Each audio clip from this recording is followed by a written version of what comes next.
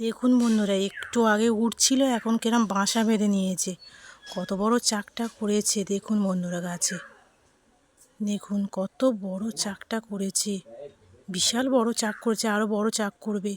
আস্তে আস্তে ছোট ছিল, কত বড় করছে আরও চাকটা কত বড় আকার ধারণ করাচ্ছে।